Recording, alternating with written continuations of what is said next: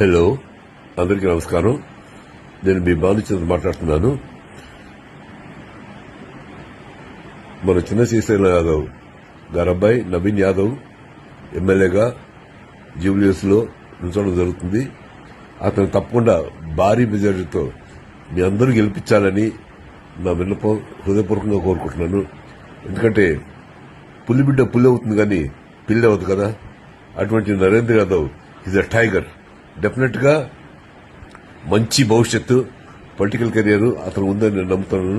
So మీరందరూ భారీ మెజారిటీతో అతను గెలిపించి అతను చక్కగా వాళ్ళ ఫాదర్ కంటే గొప్ప పేరు తెచ్చుకోవాలని హృదయపూర్వకంగా కోరుకుంటూ సెలవు తీసుకుంటున్నాను.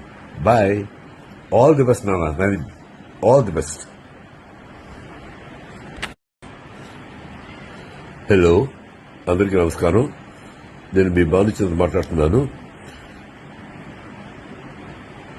మన చిన్న శ్రీశైలం యాదవ్ గారి అబ్బాయి నవీన్ యాదవ్ ఎమ్మెల్యేగా జూబ్లీహిల్స్ లో నిల్చోవడం జరుగుతుంది.